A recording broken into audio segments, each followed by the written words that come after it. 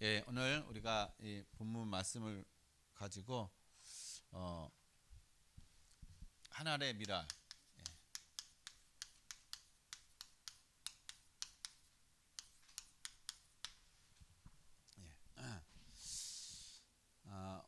우리가 이 삶을 살아가면서 이 자꾸 관계 속에서 우리가 자꾸 이렇게 갈등이 일어납니다. 예, 우리가 갈등이 일어나는 거는 사실상 다른 게 아니에요. 이 갈등이 일어나는 것은 내가 죽지 않아서 그렇습니다. 하나의 미랄이라는 것은 내가 예수님께서 하나의 미랄이 땅에 떨어져 죽지 아니하면은 아무 열매도 맺을 수 없다. 그러나 하나의 미랄이 땅에 떨어져서 죽으면은 많은 열매를 맺는다라고 얘기하고 있어요. 그러니까 우리는 이 자꾸 갈등과 계속 우리가 힘들어하고 하는 어떤 그런 모든 거는요, 사실상 내가 죽지 않아서 그렇습니다. 내 자아, 내 생각, 내 기준, 그런 것들이 아직까지 남아있고 그것을 가지고 우리가 살고 있다 보니까는 계속 부딪히는 거예요. 계속 우리는 힘든 어떤 그런 갈등 속에서 살아갈 수밖에 없고, 그 갈등의 그 문제 때문에 또 계속 우리는 문제를 어떻게 해요? 계속 이뤄가면서 그 속에서 살아갈 수밖에 없다라는 것입니다. 그래서 성경에서는요, 우리가 성경에서는 우리에게, 그래서 예수님이 오셔가지고 뭘 말씀하시냐? 성경 우리에게 역설적으로 얘기해주고 있다는 거예요. 그러니까는 세상에서 얘기하는 거, 세상의 기준, 그런 것을 가지고 얘기하는 것이 아니라 오히려 세상에 반대되는 것을 가지고 반대적으로 얘기를 하고 있다는 것입니다. 그러니까 우리는 육신을 가지고 이 땅에서 이렇게 살다 보니까는 성경 말씀하고 실질적인 우리의 삶하고 너무 다른 거예요. 이게 안 맞는 거예요. 그러니까 안 맞다 보니까는 거기에서 많은 어떤 그런 갈등이 일어나게 되는 거고, 그것 때문에 또 많은 고민을 한다는 것입니다. 그래서 우리가 보게 되면요, 마태복음 5장에 우리가 잘 알고 있는 팔복이 나오죠. 자, 팔복의 8가지의 복에 대해서 예수님께서 말씀하셨다는 겁니다. 8가지의 복에 대해서 말씀하시는데, 제일 첫 번째가 가난한 자는 복이 있다라고 얘기하고 있어요. 여러분, 세상에는 가난하면은요, 비참해요. 가난하다는 거는요, 이 진짜 세상에서는 힘든 겁니다. 근데 예수님이요, 가난한 자가 복이 있다라고 얘기를 하고 있어요. 그러니까 세상하고 너무 반대인 거죠. 그리고 애통하는 자가 복이 있다. 그래서 왜 복이 있느냐? 그가 위로를 받을 것이기 때문에. 그리고 온유한 자가 복이 있느니라. 왜냐? 그 사람을요, 온유한 자는 땅을 기업으로 받을 것이니까. 의에 줄이고 목마른 자, 그런 사람이 어떻게 해요? 복이 있다라는 것입니다. 궁휼히 여기는 자가 궁휼함을 여김을 받는다라는 거예요. 그리고 마음이 청결한 자는 어떻게 해요? 하나님을 볼 것이니. 그리고 화평케 하는 자는 어떻게 해요? 이 사람이 복이 있다라는 것입니다. 그리고 의를 위하여 박해를 받은 자가, 그러니까 박해를 받는 자가 아니라 박해를 받은 자가 복이 있다라고 얘기하고 있는 거예요. 그러니까 우리가 생각하는 복의 개념, 세상이 얘기하는 복의 개념이 성경하고는요, 완전히 다르다는 겁니다. 그러니까 성경은 우리에게 역설적으로다가 모든 걸 얘기해 주고 있는 거예요. 그래서 그 첫 번째가 뭐냐면요, 바로 가난한 자. 심령이 가난한 자가 복이 있다라고 얘기하고 있어요. 그러니까 우리가 이 원어적으로 이걸 풀이해보면요, 심령이 가난하다는 얘기는 우리의 마음이, 여러분의 마음이 가난하다는 걸 얘기하는 게 아니에요. 마음이 가난한 걸 얘기하는 게 아니라 무엇을 얘기하느냐?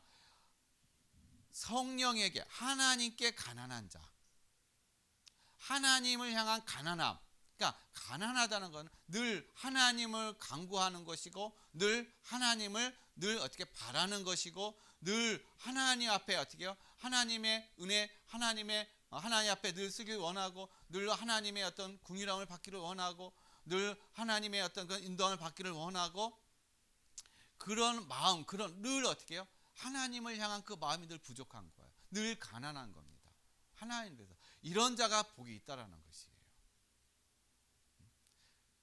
그러니까 마음이 가난한 것이 아니라 하나님께 대한 그런 마음, 그런 것들이 가난한 자가 복이 있다라고 얘기를 하고 있는 것입니다. 그래서 이러한 삶은요, 우리에게 뭘 얘기해 주고 있냐? 우리의 삶에 어떻게 해요? 기준을 바꾸라는 거예요. 기준. 그동안에는 우리의 삶의 기준은요, 세상이었어요. 세상의 기준이었습니다. 세상의 원리가 우리의 기준이었어요. 내가 배우고 내가 알고 있고 내가 경험하고 있고 하는 어떤 그런 모든 것들이요, 다 기준이었던 거예요. 그러니까 내가 기준이다 보니까는 안 되는 거예요. 내가 기준이다 보니까는 자꾸 갈등이 일어나는 것이고, 내가 기준이다 보니까는 자꾸 내가 힘들어지는 겁니다.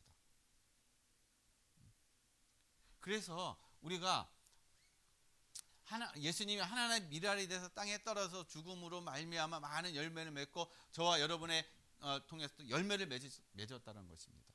그래서 저와 여러분이요, 그리스도 안에서 이제는 하나님의 말씀 안에서 우리의 기준이 이제는 내가 기준이 되는 것이 아니라, 세상의 기준이 되는 것이 아니라, 오직 하나님의 말씀이 저와 여러분의 삶의 기준이 되어야 된다는 거예요. 복음이 여러분의 기준이 되어야 되는 겁니다. 복음이 기준이 안 되면요, 계속 우리는 율법적으로 갈 수밖에 없어요. 복음이 기준이 안 되면요, 계속 내가 세상이 기준이 되다 보니까는 우리가 자꾸 정죄하고 판단하고 그런 삶이 되는 것이에요. 그리고 때로는 시기하고 질투하고 그렇게 될 수밖에 없다는 겁니다. 그래서 여러분, 기준을 바꿔야 돼요. 뭘로요? 복음으로. 복음이 여러분의 모든 삶에 다 기준이 돼야 돼요. 그리고 여러분의 생각이 바뀌어야 돼요. 생각. 이 생각이 안 바뀌면요, 사람은 이 생각 때문에 사실상 많은 실수를 하게 되는 거고, 이 생각 때문에 삶이 사실상은요, 많은 우리가 너무 내 생각이 강하다 보니까 하나님의 말씀을 우리가 따라가지 못하는 거예요. 하나님의 말씀을 내가 붙잡지 못하는 겁니다. 오히려 하나님의 말씀보다요, 내 생각이 너무 큰 거예요. 이게 너무 앞서는 겁니다. 그래서 말씀도요, 복음도요, 내 생각의 기준으로다가 내 이 생각을 가지고서나 내 수준에 맞게 복음을 적용해 버린다라는 거예요. 그러니까는 복음이 내 생각 속에 머물러 있는 겁니다. 내 기준 속에 머물러 있는 거예요. 그래서 여러분, 내 생각을 어떻게 해요? 내려놔야 되는 겁니다. 복음의 말씀으로, 하나님의 말씀을 어떻게 해요? 내 생각과 마음을 어떻게 해요? 기준이 돼야 돼요. 그것으로 내가 바뀌어져야 된다는 것입니다. 그래야 할 때 여러분, 진짜 여러분의 삶은요, 저 여러분의 삶은 하나님의 미랄이 되는 거예요. 미랄이라는 거는 내가 하나님의 여러분 혹시 미랄 보셨어요? 씨 보셨어요? 대단하십니다. 저는 못 봤는데 뭐 교수님이 한번 보여주긴 보였는데 안 보여요. 작아요. 미랄의 씨가요. 근데 그 미랄 이 씨가 땅에 떨어져서 이게 죽으면은 많은 열매를 맺는다는 겁니다. 근데 죽지 않으면은 그냥 그대로 있다라는 얘기예요. 그래서 예수님이 오셔가지고 어떻게 해요? 하나님의 미랄에 대해서 그분이 십자가에 죽어주심으로 말미암아 그분을 통해서 이제는 어떻게 해요? 저와 여러분이 열매를 맺어가는 삶이 되는 것이에요. 예수님이 첫 열매가 되신 겁니다. 그래서 그분을 통해서 많은 열매를 맺어가는데, 근데 우리가 그리스도를 통해서 복음을 받고 생명을 얻었는데 아직까지 어떻게 해요? 나의 삶의 기준과 내 생각이 바뀌지 않는 거예요. 내 이 틀 속에, 내 과거의 틀 속에 내가 계속 머물러 있는 겁니다. 거기에 내가 계속 갇혀 있는 거예요. 그러다 보니까요, 더 이상의 어때요? 말씀이 나의 삶 속에서 역사를 안 일어난다는 그래서 여러분 한 사람만 많이 필요 없어요. 여러분 한 사람이 복음 안에서 제대로 죽으면요, 여러분 때문에 여러분의 가정이 바뀌는 거고, 여러분 때문에 여러분의 현장, 여러분의 또 지역이 바뀐다는 겁니다. 그래서 여러분 하나 때문에 어떻게 해요? 하나님은 하나님의 역사를 이루어 가신다라는 거예요. 여러분 우리나라가 지금 기독교가 들어온 지 100년이 좀 넘습니다. 한 1세기가 지금 좀 넘어요. 우리나라에 복음이 들어오고, 근데 선교사가 처음 들어와 가지고 사실상 순교를 많이 하셨어요. 제대로 복음 한번 전해지 못하고 순교하신 선교사들도 있다라는 겁니다. 그런데요, 우리가 봤을 때는 정말 아무런 어떤 전도도 하지 못하고, 아무런 우리나라에 들어와 가지고 이 선교사역도 하지 못하고 그냥 순교했기 때문에, 그냥 우리가 세상 얘기로 하면은 뭐 개죽음 당한 어떤 그런 부분을 생각할 수 있지만요, 아니라는 거예요. 하나님의 입장에서는요, 그 순교가요, 그 흘린 그 순교의 피가 값진 피라는 겁니다. 그분들의 그 순교로 말미암아 우리나라가 지금 이만큼 온 거예요. 하나님 이만큼 축복을 주신 겁니다. 이만큼 많은 어떤 또 우리나라가 기독교의 어떤 기독교가 이 전국적으로다가요 일어나고 한 어떤 그런 역사가 일어난 겁니다. 그런데 또 아쉽게도 어떻게 해요? 금방 또 어떻게 해요? 기회가 또 하락해버리는 그러한 또 일들도 일어났다라는 거예요. 여러분, 순교자의 한 사람의 어떤 그 순교의 피가 하나님을 쓰는 건 가장 귀한 거고요. 한 사람의 그 복음 앞에서 복음으로 죽고 복음으로 다시 열매 맺는 그런 삶이요, 비록 연약하고 비록 부족하고 비록 아무것도 없는 것 같지만, 하나님은 그 한 사람 때문에 하나님 그 지역과 그 가정과 그 하는 모든 걸 하나님께서 축복을 해 주신다라는 겁니다. 여러분, 요셉 한 사람 때문에요, 하나님은 요셉이 머무르고 있는 그 현장을 하나님 축복하신 거예요. 요셉이 있는 보디발 장군의 집을 축복하셨고요, 그리고 감옥에 있는 요셉, 그 감옥을 하나님께서 축복하셨다는 것입니다. 그리고 하나님은요, 그 애굽을 요셉 한 사람 때문에 하나님은 애굽을 살리시고 축복을 주신 거예요. 그러니까 이 복음을 통해서 여러분 살아나고, 복음을 통해서 여러분 살고, 복음 안에서 여러분 생각과 마음이 바뀌는 그 삶은요, 세상에 봤을 때는 가치가 없는 것 같고, 세상에 봤을 때는 아무런 능력이 없는 것 같지만, 그러나 하나님은요, 그 한 사람 때문에 하나님은 역사를 이루어 가신다라는 거예요. 그래서 그 한 사람 때문에 어떻게 세상이 그 한 사람을 당하지 못하는 거예요. 여러분, 그러한 응답과 그러한 축복과 그런 증인된 어떤 그러한 삶을 여러분 누리시기를 바랍니다. 그래서 예수님께서 하나의 미랄이 돼서 이 십자가에서 죽으시고 우리에게 또 열매를 맺는 그런 응답을 우리에게 주셨습니다. 자, 그렇다면은 예수님께서 어떻게 우리에게 하나의 미랄이 되셔서 우리에게 열매를 주셨는가? 첫 번째요, 예수님께서 미랄이 되신 거는요, 바로 갈보리산 언약이라는 겁니다. 갈보리산 언약은 창세기 3장 15절의 그 말씀을 성취하신 거예요. 하나님께서 아담과 하와가 죄를 짓고 이제 하나님을 떠나서 사망 가운데 영원한 저주 가운데 있었던 인생 아담과 하와였지만, 그러나 하나님이 어떻게 해요? 그들이 죄를 지은 바로 죄를 짓고 나서 바로 하나님은요, 뭘 주시냐? 복음을 주셨어요. 우리가 그 복음을 무슨 복음이라고 하느냐? 원시 복음. 그래서 창세기 3장 15절 말씀, 하나님이 어떻게 해요? 여자의 후손을 통해서 뱀의 머리를 상하게 할 것이니라. 이것이 바로 원시 복음이에요. 복음이라는 거예요. 뱀의 머리를 상하게 할 것이다. 그 뱀의 머리를 상하게 할 자가 누굽니까? 바로 예수 그리스도라는 거예요. 예수 그리스도께서 오시면은 사단의 머리를 예수님이 어떻게 해요? 상하게 하신다는 겁니다. 머리를 박살내신다는 거예요. 사단의 모든 것을 어떻게 다 결박하신다는 것입니다. 그래서 예수님이 어떻게 해요? 요한복음 19장 30절에 십자가에서 예수님이 다 이루었다라고 마지막으로 말씀하시면서 숨을 거두신 거예요.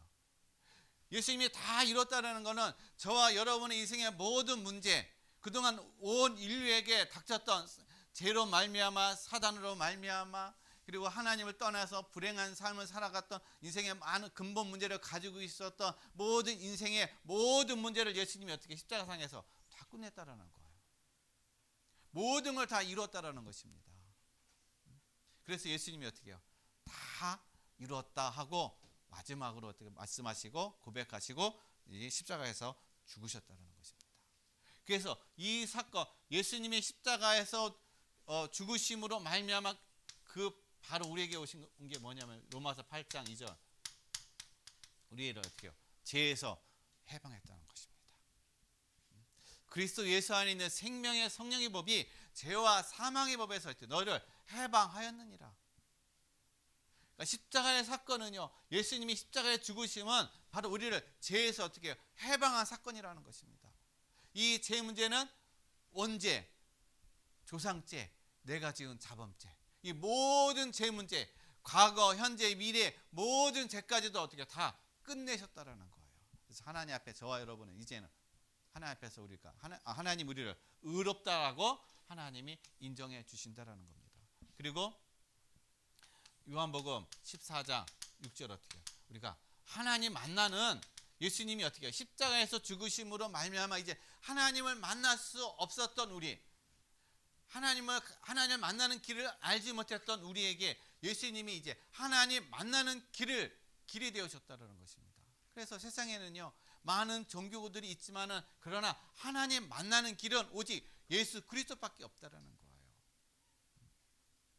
그래서 사도행전 4장 12절 말씀에 천하 인간의 어떻게 구원을 얻을 만한 다른 이름을 우리에게 주신 일이 없느니라. 오직 하나님은 예수 그리스도만이 어떻게 하나님 만나는 유일한 이름으로 우리에게 주셨다라는 것입니다. 그리고 요한 1서 3장 8절에 여러분 이 세상을 지배한 자가 누구입니까? 이 세상은요 보이지 않는 사단이 지배하고 있다라는 거예요. 그래서 사단은 이 세상 임금이 돼서 이 세상에 있는 모든 사람들이 어떻게 다 멸망으로 지옥으로 궁극적으로 다 끌고 간다라는 거예요. 그래서 사단은 우리의 눈에 안 보이고 우리가 이길 수 없는 우리가 능력이 없기 때문에 우리가 그 사단을 이길 수가 없다라는 겁니다. 그런데 예수님이 어떻게 십자가상에서 모든 것 사단의 머리를 어때요? 박살내신 거예요. 그래서 요한일서 3장 8절 죄를 짓는 자마다 어떻게 해요? 마귀에게 속하나니 마귀는 처음부터 범죄합니다. 하나님의 아들이 나타나신 것은 마귀를 어떻게 해요? 멸하기 위해서 나타나셨다. 그러니까 사단의 일을 어떻게 해요? 멸하기 위해서 나타나셨다. 사단이 하는 일이 뭡니까? 복음을 깨닫지 못하게 하고 하나님을 만나지 못하게 하고 하나님의 자녀의 그런 은혜와 축복을 누리지 못하게 사단은 우리의 눈과 귀를 가리고 세상 것을 가지고 우리를 유혹해서 계속 어떻게 하나님의 축복을 누리지 못하게 하는 자가 바로 사단이라는 거예요. 그런데 사단을 어떻게 예수님이 십자가상에서 완전히 머리를 박살내셨다라는 거예요.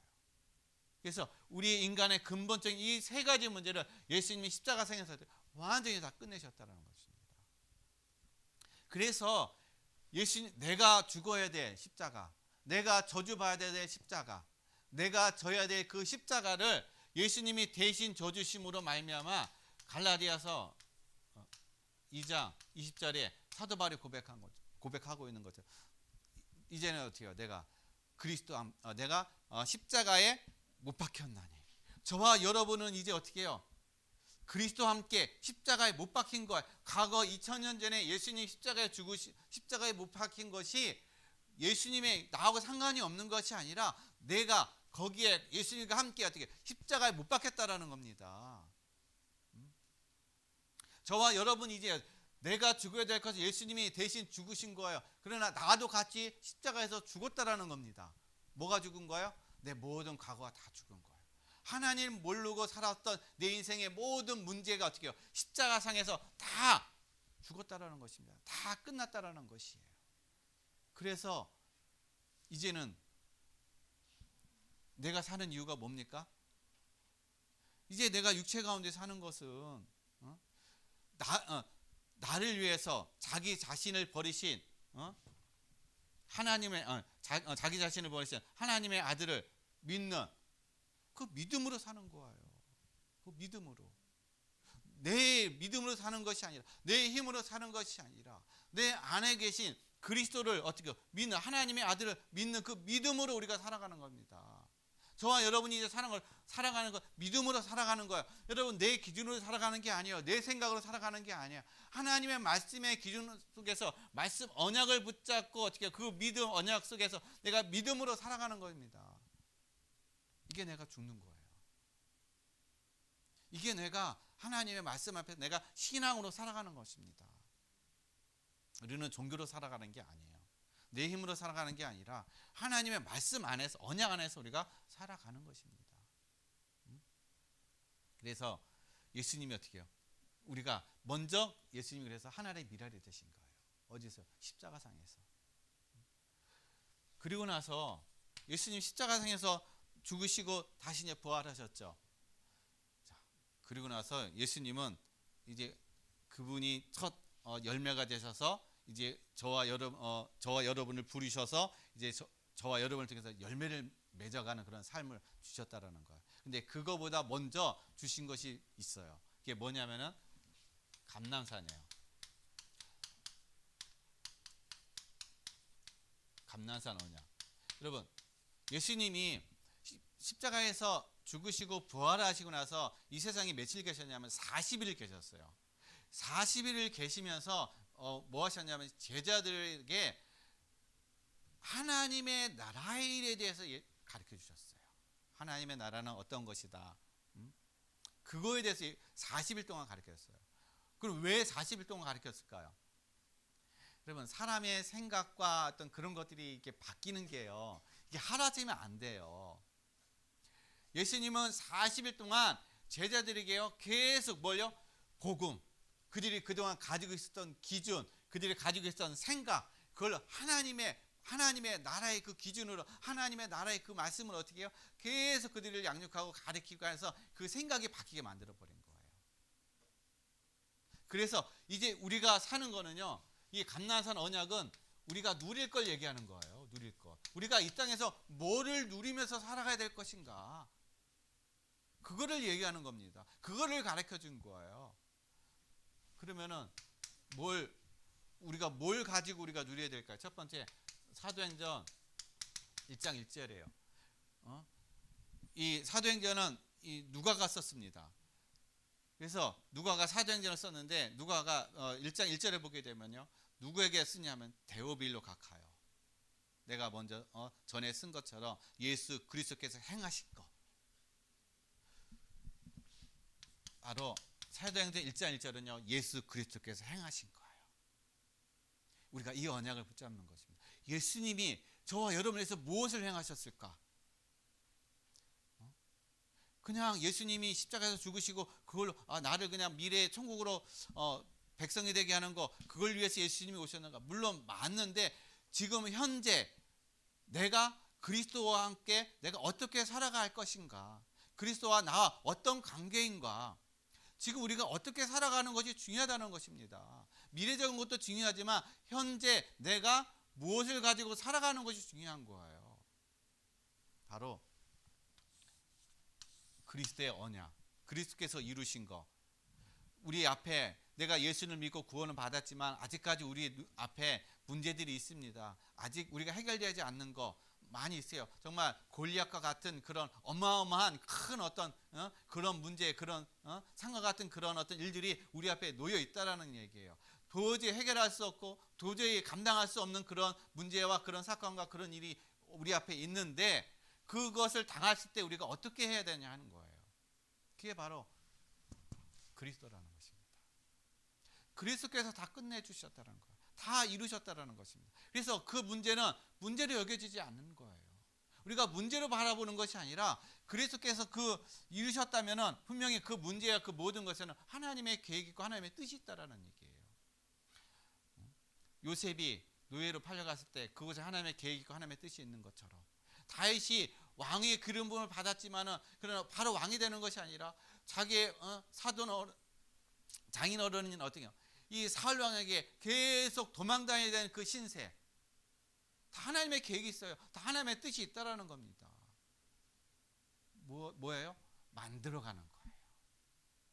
내 이 생각과 기준을 어떻게 해요? 하나님 말씀 언약으로 자꾸 바꿔지게 만들어가는 겁니다. 그런 훈련의 현장인 거예요. 그래서 우리는 문제를 바라보는 것이 아니라 하나님의 어때요? 그리스도 안에서 답을 찾고 하나님의 계획과 하나님의 뜻을 발견하는 그런 삶을 여러분 누리시길 바랍니다. 그래서 우리는 어떻게 살아가야 되느냐? 계시록 21장 6절인가요? 20장. 저보다 더 잘하네. 20장 6절에 뭐라고 나와 있습니까?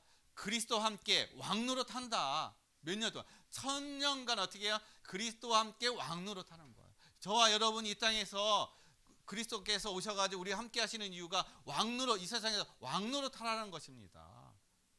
그리스도가 왕이시잖아요. 예수님이 왕이시잖아요. 그분과 함께 왕노릇 하라는 거예요.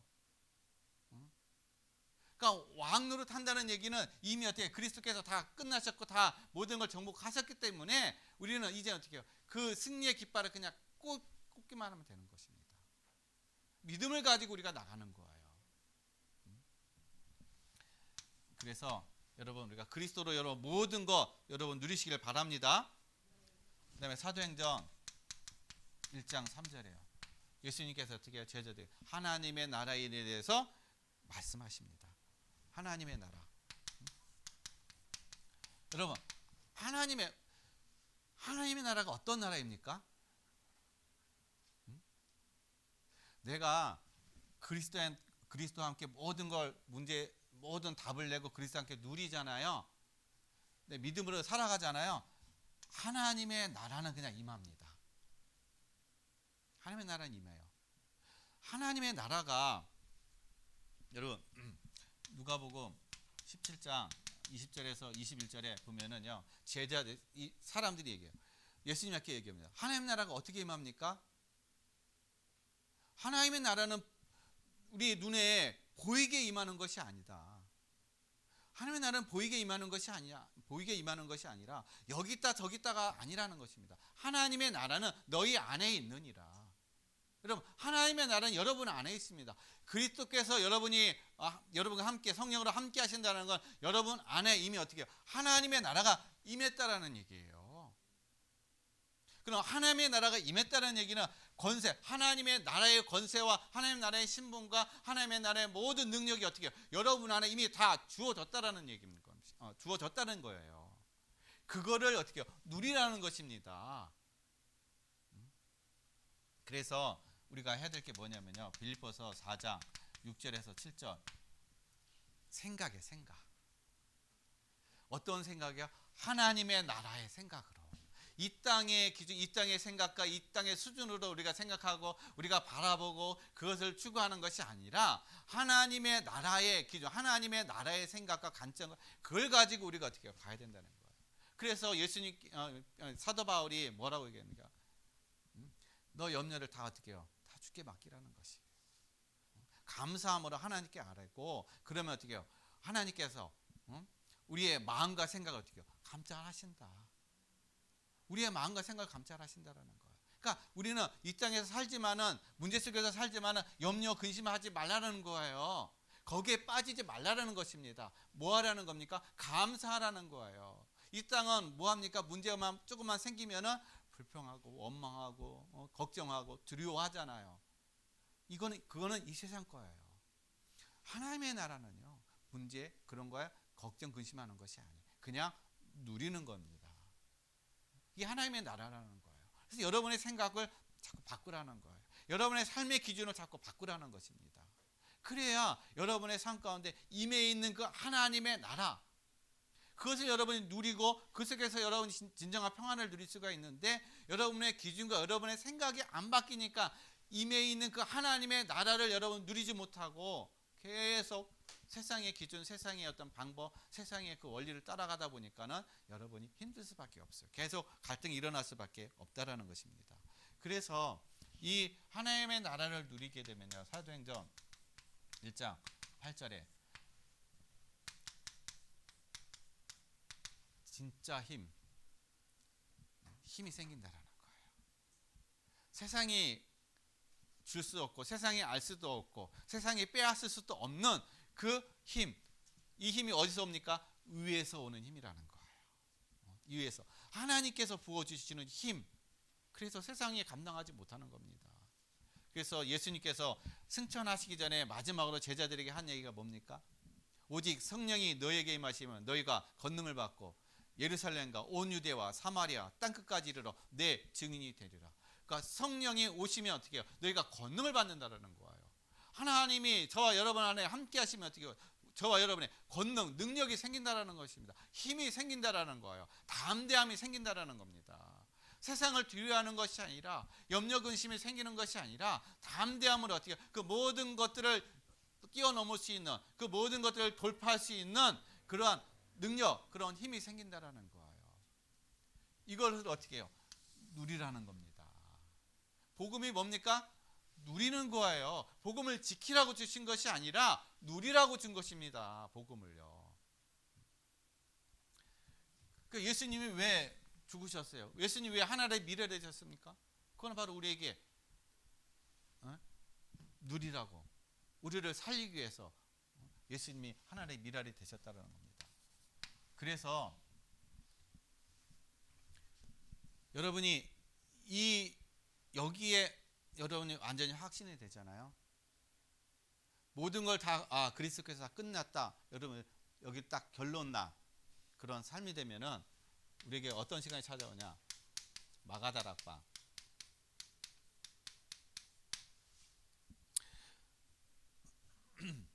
이거는요, 가치를 아는 가치. 아무리 신앙생활 하더라도 교회 오더라도요, 복음에 대한 가치를 모르면요, 계속 세상과 비교하고 양다리 거치고 그래서 내 어떤 이득을 따라서 갈 수밖에 없습니다. 근데 복음에 대한 가치를 알면은요, 세상 것에 대한 것에 미련을 두지 않아요. 세상 것에 그렇게 중요하게 생각하지 않습니다. 그렇다고 해서 세상 것이 다 필요 없다는 얘기가 아니에요. 우리가 살아가는데 필요하는데 그것을 위해서 살지 않는다라는 겁니다. 그것에 어떤 우리의 인생의 목적을 가지고 살지는 않는다라는 거예요. 근데 많은 사람들이요, 교회를 다니고 뭐 저기 하는데 가치를 어디다 두느냐? 세상 것에 두는 거예요. 복음의 가치를 두는 것이 아니라 세상 것에 두다 보니까 양다리를 거치면서 유리한 쪽으로 다 어떻게 한쪽으로 치우치기도 하고 왔다 갔다 하는 그런 신앙생활이 된다는 겁니다. 그래서 미지근한 신앙, 자로나 우로나 치우치는 신앙. 하나님께서 여호수아에게 너희는 자로나 우로나 치우치지 말라고 그랬잖아요. 그러니까 몸이 자로나 우로나 치우치는 것이 아니라 내 마음과 생각이 어떻게 해요? 치우쳐 버리는 거예요. 하나님이냐 세상이냐 복음이냐 아니면 내 생각이냐 내 이득을 따라가느냐, 거기에 치우친다라는 거예요. 여러분 정말 이 복음을 여러분 같이 그리스도께서 다 이루신 이것이 얼마나 여러분의 큰 가치인가, 이것이 얼마나 여러분에게 중요한 어떤 그런 가치인가, 그걸 깨닫게 되면은요, 여러분에게 어떤 시간이 오느냐? 사도행전 1장 14절 집중할 수밖에 없는 시간이 온다라는 거예요. 여러분 이것을 누리는데 그냥 누리는 것이 아니거든요. 그리스도를 누리고 여러분 삶 가운데 하나님의 나라가 임하고 성령 충만함을 누리는 것들이 그냥 누려지는 게 아니에요. 여러분이 정말 그리스도로 모든 것이 다 결론 날 때, 그리스도로 내 인생 다 끝났구나, 그리스도로 우리 가문의 모든 문제 다 끝났구나, 여기 여러분 딱 결론 나야 돼요. 여기 여러분 딱 해답이 나야 돼요. 결론 나고 딱 여러분의 해답이 날 때 집중의 시간 되는 겁니다. 사도행전 1장 14절에 보게 되면요, 예수님이 동생들과 어머니와 제자들이 뭐 했습니까? 기도하기를 전혀 힘쓰니라. 근데 기도하는데 뭘 가지고 기도합니까? 그냥 기도하는 게 아니에요. 언약을 붙잡고 기도하는 거예요. 언약, 말씀, 하나님의 말씀을 붙잡고 어떻게 해요? 언약을 붙잡고 기도하는 그 집중의 시간을 가졌다라는 겁니다. 근데 우리는 뭘 가지고 기도하는데 뭘 가지고 기도합니까? 육신적인 거, 육신적인 문제, 육신적인 어떤 해결돼야 될 거, 그것만 가지고 기도하잖아요. 그런 것도 필요합니다. 필요한데 정말 우리가 더 집중해야 될 것은 바로 하나님의 언약을 붙잡고 기도할 때 그거는 부수적으로 하나님께서 주어지는 그런 보너스라는 것입니다. 그래서 여러분 정말 그리스도로 여러분 다 결론 나시길 바랍니다. 그리스도로 여러분의 모든 문제, 모든 여러분의 가문의 모든 문제 그리스도로 다 답내고 다 결론 내셔서 그래 그러면 내가 이것을 감난산에 오냐 이 복음을 내가 누려야 되는데 어떻게 누려? 집중하는 시간이 되겠구나. 그래서 집중할 때 어떻게 해요? 말씀 속에 하나님 주시는 힘, 하나님 주시는 은혜를 통해서 여러분의 마음과 생각이 어떻게 해요? 바뀌어진다는 거예요. 어떻게 바뀌어집니까? 사도행전 2장 1절로 3절. 여러분 우리의 인생에 하나님께서 어떻게 해요? 최고의 선물을 주신다는 거예요. 그리스도가 우리 인생의 최고의 선물이지만 그러나 그 다음에 어떻게 해요? 최고의 선물이 바로 성령이라는 것이에요. 성령. 우리가 성령을 받을 때 여러분 성령 충만할 때 여러분의 모든 삶이 달라집니다. 바뀌어져 가요. 여러분의 성령의 인도받고 성령의 충만함을 하게 되면요 담대하게 됩니다. 그리고 여러분의 현장이 바뀌어갑니다. 여러분의 보는 것도 눈도 달라져요. 여러분의 가치관도 달라집니다. 근데 내가 이걸 누리지 못하니까요 내 가치관이 자꾸 세상 것으로 자꾸 되어가는 거예요. 그리고 내가 성령 충만함을 누리지 못하니까는요 자꾸 내가 육신적으로 내가 살아가는 겁니다. 그리고 내 기준이 되어가는 거예요. 그래서 이 말씀을 이 가치를 깨닫고 집중하고 이 성령 충만함을 누리게 되면요 우리의 삶에 어떤 역사가 일어나느냐. 여러분 사도행전 3장 1절로 10절. 여러분 베드로가 성전에 기도하러 들어가잖아요. 그게 처음 들어가는 게 아니잖아요. 전에도 여러 번 기도하러 들어갔다 나왔다 그랬어요. 그런데 거기에 어느 날 가다 보니까는요 성령 충만해서 가다 보니까는 거기 누가 앉아 있었습니까? 안진뱅이가 앉아 있는 거예요.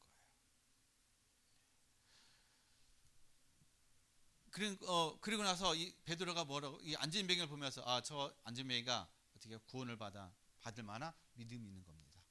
그래서 가가지고 베드로가 내게는 은과 금은 내게 없지만 내게 있는 나사렛 예수 그리스도의 이름으로 명하노니 일어나 걸으라. 베드로는 뭘 가지고 있었어요? 그리스도 복음을 가지고 있었다는 겁니다. 최고의 가치를 여긴 거예요. 은보다도 금보다도 더 소중한 가치 있는 거. 돈은 그 안진뱅이를 일으킬 수가 없습니다. 치유할 수가 없어요. 많은 이 성전 안에 많은 제사장들도 있었고 정치인도 있었고 권력자도 있었지만 그것이 이 안진뱅이의 인생을 바꿀 수가 없다는 것입니다. 뭐만요? 오직 그리스도만이 어떻게 해요? 그 안진뱅이 인생을 바꿀 수가 있었던 거예요. 그것이 보인 겁니다. 어떨 때요? 성령 충만함을 누렸을 때. 그게 보이는 거예요. 전에는 안 보였었는데 그날 이게 보인 겁니다. 여러분 똑같은 장소 똑같은 사람 만나는데 여러분 성령 충만하면 이것이 보여지게 되는 거예요. 다르게 보여진다는 겁니다.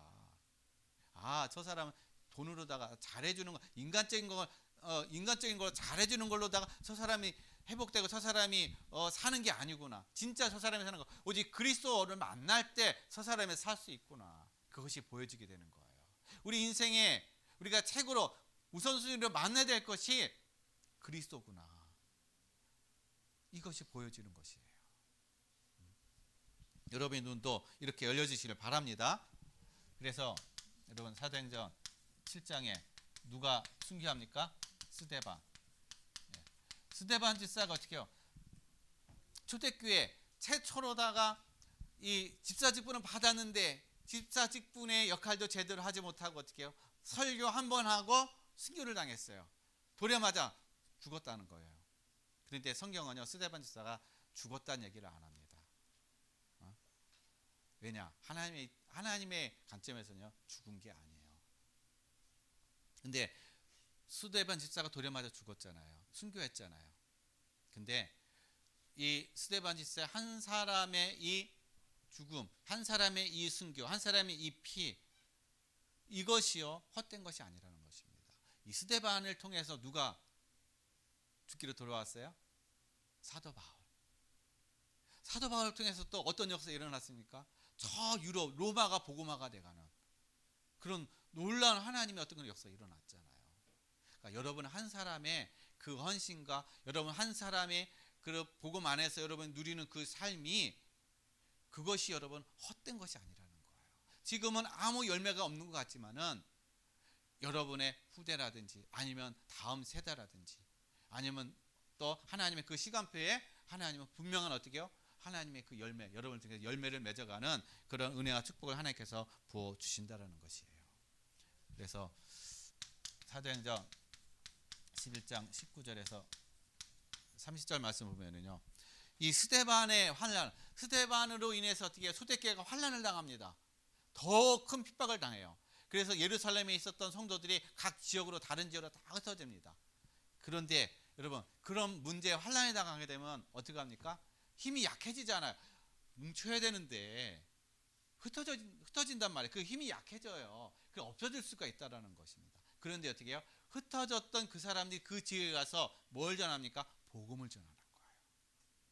복음을 전해서 뭐를 세웁니까? 안디옥 교회.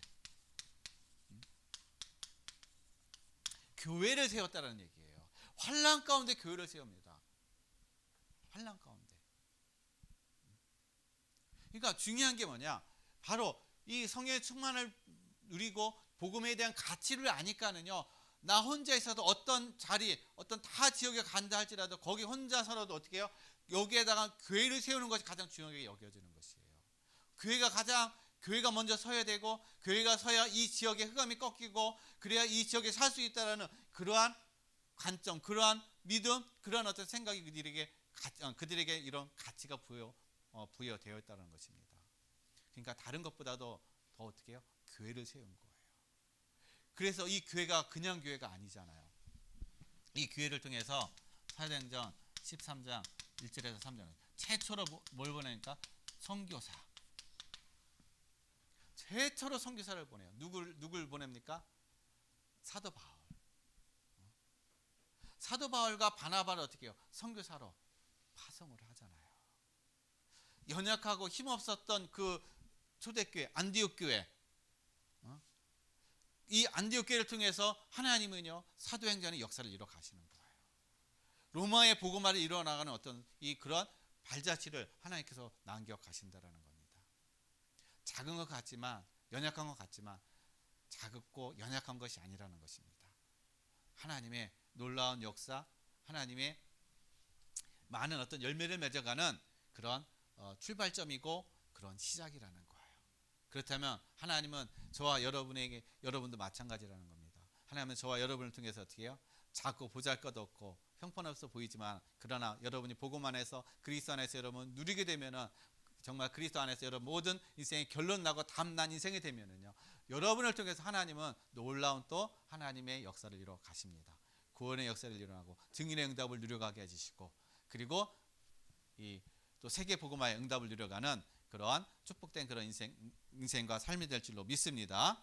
그래서 여러분 한 사람 때문에 정말 가문이 바뀌어가는, 여러분 한 사람 때문에 지역이 바뀌어가고, 여러분 한 사람 때문에 세계 복음의 그런 하나님의 응답을 누려가는 사도 바울과 같은 그런 응답과 축복을 누려가는 그러한 삶이 되시기를 예수 그리스도의 이름으로 간절히 축원드리겠습니다.